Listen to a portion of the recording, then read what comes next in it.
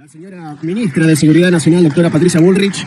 Se encuentra presente además el señor secretario de Comunicación y Medios, el licenciado Manuel Adorni, y el señor diputado nacional, José Luis Espert. Muy buenas tardes a todos. Es un honor hablar para todos ustedes. Y antes que nada, gracias a los presentes, a los organizadores y a Expoagro, no solo por la invitación, sino también por comprobar que nuestro plan de estabilización está funcionando, dado que la cantidad de gente en el evento subió 33% respecto al año pasado, así que estamos yendo para arriba. Nuestro suelo ha sido bendecido con una fertilidad única en el mundo. Combinado con el ingenio argentino y con las ideas liberales de nuestra Constitución, fue durante buena parte de nuestra historia una fuente inagotable de prosperidad para nuestro país. Hablo de cuando fuimos el granero del mundo y no teníamos nada que envidiarle a ninguna potencia mundial. Cuando éramos una tierra de oportunidades que atraía inmigrantes de todos los confines de la tierra, cuando fuimos los primeros en erradicar el analfabetismo, cuando teníamos un Producto Bruto Interno total superior a Brasil, México, Paraguay y Perú juntos. En resumen, cuando éramos ese faro de faros que hoy queremos volver a ser. En el centro de esa era dorada, como gran protagonista y motor de esa prosperidad sin precedentes, estaban los productores agropecuarios tirando del carro. Eran las épocas del modelo agroexportador, un término que fue transformándose en peyorativo a medida que el país se fue hundiendo en la miseria gracias a la llegada del modelo nefasto de la justicia social. Esto no fue casualidad. El plan sistemático de saqueo al campo fue deliberadamente completado con su demonización por parte de la política, a la vez que se comenzó a instalar la distribución forzosa de la riqueza como un acto de justicia. Y como resultado de la implementación de este modelo, la Argentina comenzó un largo descenso hacia la miseria y servidumbre, aquel periodo que nosotros llamamos el siglo de la humillación argentina. En palabras sencillas, cuando le fue bien al campo, le fue bien al país. Cuando el campo le fue mal, a Argentina también le fue mal. Y le fue mucho peor cuando la casta política comenzó a ver al campo como una mina de oro infinita mediante la cual financiar su plan radical de expansión del Estado. Es decir, esto ocurrió cuando se comenzó a creer que el campo ganaba demasiado dinero. Dinero que supuestamente debía usarse para fines mejores, como financiar industrias, energía, implementar subsidios encubiertos en forma de empleo público y pagar por cualquier otro proyecto delirante del político de turno. Básicamente, se utilizó la prosperidad de un sector prolífico como el agropecuario para financiar sectores deficitarios y poco competitivos, en nombre de un empecinamiento absurdo con tener una industria nacional para sustituir importaciones, costara lo que costara, amparándose en el discurso de la industria infante que tenía que desarrollarse y haciendo caso omiso a la demanda del mercado. No queda ninguna duda de que este abordaje ha fracasado y suficiente prueba es el oxímoron de que nuestra industria es el único infante de 90 años del mundo. Aprendimos por las malas que nunca va a ocurrir que una industria le toque la puerta al gobierno nacional y le diga gracias por tu ayuda, ahora ya estoy listo para competir, abría el mercado. Eso, digamos, claramente no ocurre. Así es que se lo vamos a precipitar. Así le sacamos el pie de la cabeza al campo. Pero aunque durante un siglo la política decidió negar la ley de la gravedad, es hora de reconocer que la única verdad es la realidad, como dijo aquel famoso político de nuestra historia. Es falso que el desarrollo industrial deba darse pisoteando el campo. Eso solo fue uno de los tantos argumentos de la casta para ahogarlos a impuestos y regulaciones, porque no hay ninguna contradicción entre campo e industria. Expoagro es una prueba cabal de que la industrialización y la innovación tecnológica son una consecuencia natural del desarrollo exitoso de la actividad primaria. Tan solo una cosechadora involucra cientos de sectores económicos diferentes, desde la metalurgia hasta el desarrollo del software, y lo mismo aplica para todo el desarrollo tecnológico del sector. Si repasamos la historia, el mayor periodo de expansión industrial de la historia argentina fue durante el modelo agroexportador, y no como quisieron instalar los políticos de antaño con el modelo fracasado de la sustitución de importaciones. Así como también es mentira que el campo no genera valor agregado, dado que la labor del sector está en añadirle valor al suelo para eficientizar y multiplicar la producción de alimentos. Gracias a la siembra directa y a la innovación genética, en la cual Argentina siempre fue una orgullosa protagonista, es que hoy podemos producir alimentos para 500 millones de seres humanos, un verdadero milagro, y podrían ser cientos de millones más si le sacamos el peso del Estado encima. Otra de las grandes mentiras difundidas por la casta es que el agro no genera puestos de trabajo cuando, según datos del último año, la participación del sector agroindustrial en el empleo formal es de aproximadamente el 25%, incluyendo el procesamiento de sus materias primas, el comercio y los servicios derivados. Pero aún a pesar del peso asfixiante del Estado, que hasta intentó llevar adelante la nefasta resolución 125 para saquearlo como nunca antes, el sector sigue siendo competitivo en todo el mundo.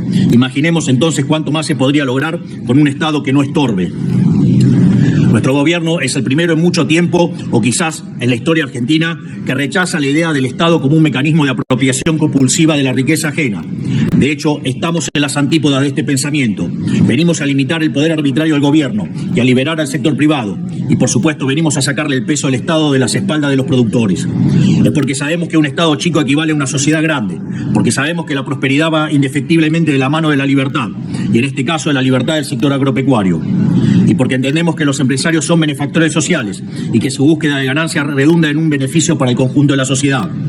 Y fue con ese mismo norte que encaramos todos los pasos dados durante nuestro primer año de gobierno, que pasaré a enumerar algunos de ellos. Porque el año pasado hablábamos si eran promesas, ahora estamos hablando de hechos concretos que hemos logrado.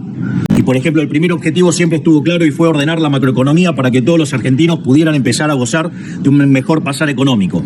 Así vimos una reducción notable de la inflación como de la brecha cambiaria, que se ubicaba en torno al 200%, castigando la rentabilidad de todos ustedes, obligándolos a acceder a insumos a un dólar altísimo y obligándolos a vender su producción a un dólar bajísimo.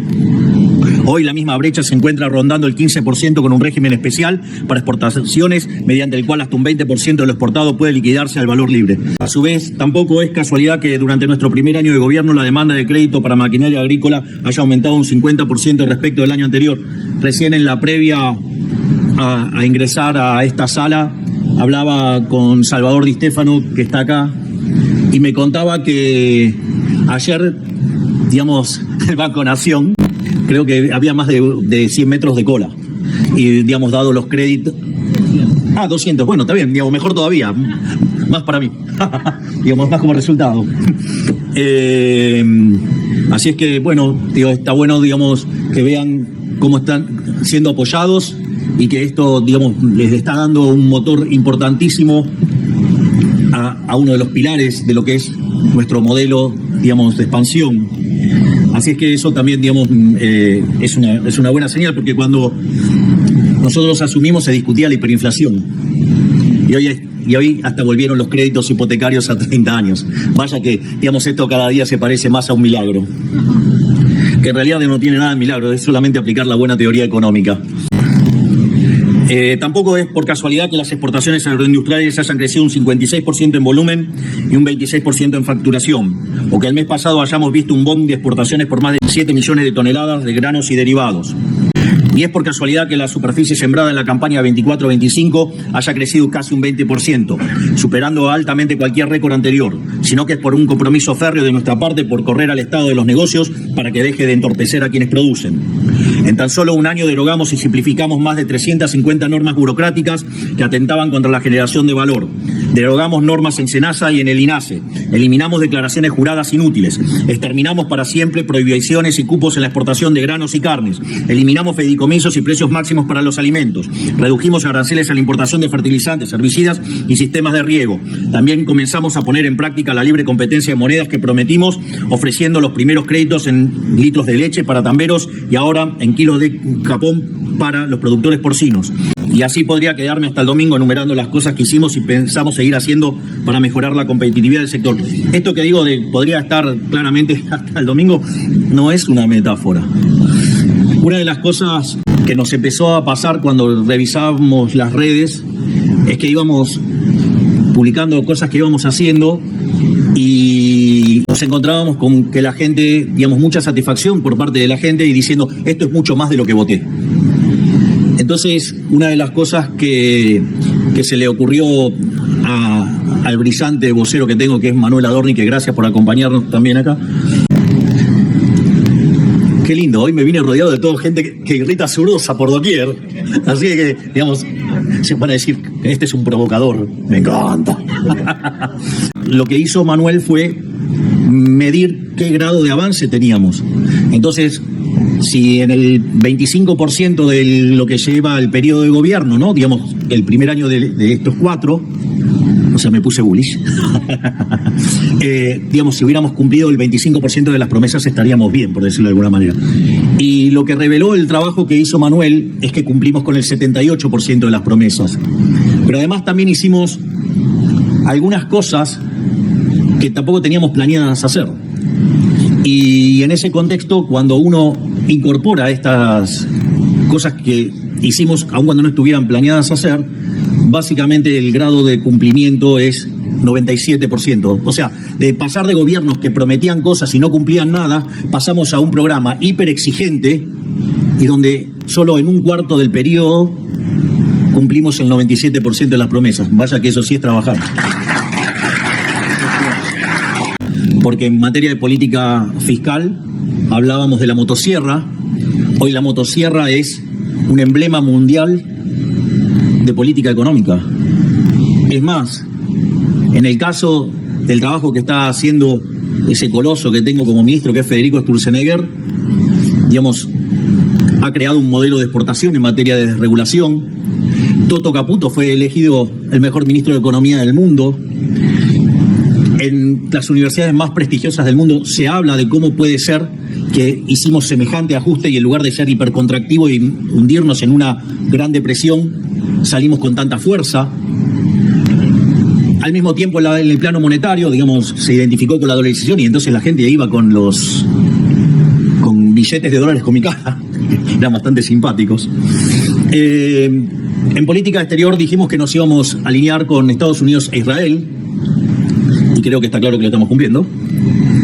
Y dejé para el final algo muy, muy concreto, que es el tema de seguridad.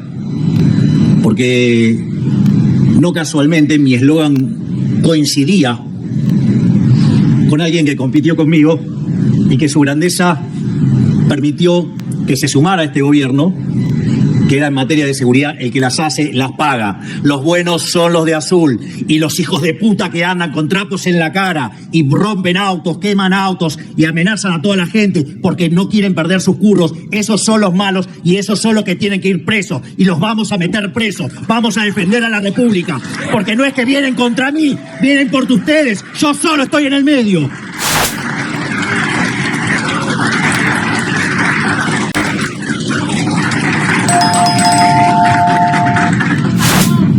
Así que imaginen que si acelero en las curvas, ahora voy a acelerar mucho más.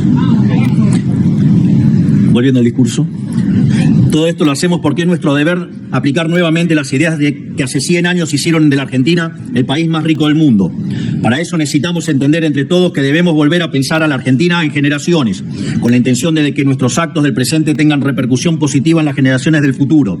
Estar dispuestos a volver a sembrar árboles de los que quizás no disfrutemos la sombra. El campo tiene esta mentalidad, pero la casta política no. Y la imposición del modelo de la casta arruinó a más de 5 generaciones con sus intervenciones ridículas. Esto también es muy interesante porque Argentina claramente podría convertirse en una de las 5 potencias mundiales en un lapso de 40 años si mantuviéramos las ideas. Y a veces hay gente que dice, no, bueno, pero eso es mucho tiempo. Miren, lo más interesante es que 2/3 de esa mejora ocurre en 1/3 del tiempo. Es decir, que en un lapso que puede ir entre 10 y 15 años podemos ver cosas maravillosas. Lo que hay que hacer es poner la voluntad y tener la voluntad de volver a abrazar las ideas de la libertad e ir para adelante. Claramente, abrazar las ideas de la libertad le termina con el curro a un montón de delincuentes, que son los que después organizan marchas. Es decir, recuerden que cada vez que ustedes vean a alguien pataleando es porque le terminamos cortando un curro. Es decir, lo que han visto estos días es la política cuando dicen dónde cayó el ajuste. Vean los que patalean y van a ver dónde cayó el ajuste. Cayó sobre los que han arruinado la Argentina. Y no vamos a parar, porque nosotros gobernamos para los argentinos de bien, para los que quieren vivir del fruto de su trabajo, no para los delincuentes. Entendemos la necesidad imperante de bajar las retenciones, pero no le sirve a nadie que las bajemos para sacar rédito político a las elecciones y después el modelo reviente y tengamos que volver a ponerlas, como ha pasado en otros gobiernos. Nosotros queremos eliminar el cepo y las retenciones para siempre y que el país pueda sostenerse sin sin saquear a su sector más productivo. Pero para que sea duradero hay que hacerlo de la forma correcta, para que en el futuro no venga ningún degenerado fiscal a volver a meterle el brazo entero en el bolsillo. Ya bajamos 20% las retenciones a los principales granos del país y las eliminamos por completo para las economías regionales. Y a medida que se siga consolidando el sendero virtuoso del superávit fiscal y la baja del gasto, las continuaremos bajando hasta que lleguen a cero y se queden ahí de una vez y para siempre. A su vez, para entender un poco por qué es tan importante el superávit fiscal, por un lado, porque nos permite bajar impuestos y devolverle productividad al sector privado. Por otro lado, porque nos permite hacer frente a situaciones inesperadas y tragedias impredecibles como el temporal en Bahía Blanca hace unos pocos días. Gracias al superávit fiscal pudimos enviar 200.000 millones de pesos a la ciudad para ayudarlos a ponerse de pie nuevamente. De no haber existido el superávit, hubiéramos tenido que recurrir a imprimir dinero licuándole el salario a todos los argentinos con inflación y aumentando la pobreza en el proceso.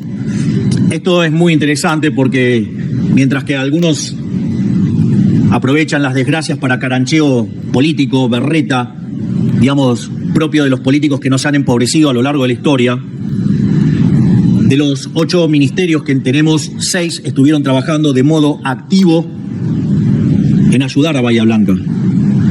Desde el primer día, la doctora Bullrich, digamos, a cargo de las fuerzas de seguridad, el doctor Petri a cargo de defensa, desde el primer día estuvieron trabajando en esos momentos de mayor emergencia, donde la situación era más complicada, donde todo era que parecía un caos. Ellos fueron a poner orden. Y no solo eso, sino que además llegaron las ayudas del Ministerio de Capital Humano y además el Ministerio de Salud, básicamente hasta colaboró armando un hospital, como un hospital de campaña. Y no solo eso, sino que además el ministro Caputo con el secretario de Hacienda, Guberman, trabajaron intensamente para encontrar cómo podíamos hacernos de fondos para poder darle asistencia a Bahía Blanca. Y así es que logramos poder reasignar partidas y conseguir recursos por 200.000 millones de pesos. Es decir, así que mientras que muchos hablan, cacarean y siguen gastando en boludeces como, digamos, sobornar medios de comunicación con pauta oficial, adornar periodistas, gastar en penes de madera y en la ESI y en todas esas cosas, nosotros ponemos los recursos donde la gente la necesita para resolver los problemas concretos de la gente. Al mismo tiempo, digamos, falta que mencione un ministerio más, que es la Cancillería, donde a la luz de los apoyos que hemos conseguido del exterior, también estamos trabajando en ver cómo podemos aportar más ayuda. O sea, una vez que se superó la situación de crisis y la situación más urgente y donde había que iniciar el camino de la reconstrucción, ese fue el momento en el que yo podía ir, porque si lo hubiera hecho antes, hubiera estado estorbando. Hubieran puesto una foto muy linda, pero le hubiéramos hecho perder un montón de tiempo a cada uno de los grupos asignados a resolver esos problemas. En un momento, porque esto es así, créanme que es así, si yo voy el primer día, cada uno de los grupos se ponen a explicarme lo que tienen que hacer. Por lo tanto, digamos, esa tarea puede demandar por lo menos 5 horas y ahí cada minuto cuenta para salvar vidas humanas. Yo tenía que elegir entre la foto linda que le gusta a la política o salvar vidas. Yo preferí salvar vidas, otros prefirieron las fotos lindas. Por eso también nuestro foco está puesto en bajar el gasto tan rápido y tan profundo como sea posible, para así acrecentar el superávit. Y esto mismo debe ser hecho en las provincias y en los municipios, no solo a nivel nacional. La población argentina ya no va a tolerar este juego de políticos caranchos de subir impuestos para comer la rentabilidad que queda disponible con la baja de impuestos que hacemos desde Nación. Así que quiero dedicar una reflexión, digamos, que reflexionen sobre aquellos gobernadores, digamos, que hacen este jueguito perverso que piden bajas de impuestos y reclaman bajas de impuestos, pero que cuando llega el momento de hacerla en la propia, no lo hacen o lo suben. Entonces, tengan claro eso. Es decir, nosotros dijimos que íbamos a bajar impuestos y bajamos más de 3 impuestos. Entre ellos el impuesto inflacionario, que con el señoriaje le robaba a los argentinos 15 puntos del PBI. Por lo tanto, parte de nuestro deber es proteger a la ciudadanía de este cinismo rascabotos de que se sirvió la política durante ya mucho tiempo. Por esto mismo, nosotros queremos volver a un modelo verdaderamente federal, en el que haya competencia fiscal entre las provincias y el sector privado pueda discernir el costo tributario de trabajar en tal o cual distrito y qué retribuciones y servicios recibe a cambio, para que los políticos dejen de esconderse detrás de los precios de los bienes y servicios y en la coparticipación, y quede en evidencia la voracidad fiscal del aparato estatal que quieren sostener. Por ejemplo, una de las cosas que a mí me pasó cuando lo conocí a Elon Musk, fui a su planta de Tesla, que queda en Austin, Texas, pero antes estaba en Los Ángeles. ¿Y por qué se fue? Por los impuestos. Es decir, había un economista húngaro que se llamaba Tibut y decía votar con los pies. Entonces vamos a abrir la competencia fiscal para que tanto las empresas como los individuos puedan votar con los pies y se saquen de encima a los políticos ladrones que lo único que quieren hacer es robarle el fruto de su trabajo. El lugar de llegada para este y para todas nuestras reformas es conceptualmente simple. Queremos ser un país en el que la vida sea más fácil para el que hace las cosas bien y sea mucho más difícil para aquel que hace las cosas mal. Una sociedad en la que hacer lo correcto sea sencillo y actuar incorrectamente sea costoso, muy costoso, y el que las hace las paga. En definitiva, se acabó ese modelo invertido en el que los trabajadores honestos luchan para sobrevivir el mes a mes y los parásitos vividores tienen asegurada una vida onerosa por generaciones. Ese modelo en el que las víctimas son tratadas como victimarios y los victimarios tratados como víctimas. Ese modelo que se cansaba de revistar el pasado porque no podía prometer ningún futuro. En nuestro primer año dejamos en claro que nuestro gobierno va a marcar un punto de inflexión para nuestra gran nación, porque por primera vez en décadas volvimos a mirar hacia adelante pensando en cómo crecer en lugar de cómo distribuir una ganancia cada vez más pequeña. Dejamos atrás la mentalidad de la escasez para volver a ver el mundo bajo los ojos de la abundancia. Y Argentina es el país más abundante del mundo. Tenemos la tierra más fértil del planeta y el mejor capital humano. Así aprendimos a sacarle agua hasta las piedras. Ahora nos queda sacarnos el peso de la mochila, de la casta de nuestras espaldas para volver a ser la gran nación que ya supimos ser. Que tengan todos un excelente día, que la fuerza del cielo nos acompañen y ¡viva la libertad, carajo! Muchas gracias. De esta manera despedimos al señor presidente de la Nación, doctor Javier Milei, y despedimos también a la señora ministra de Seguridad Nacional, doctora Patricia Bullrich.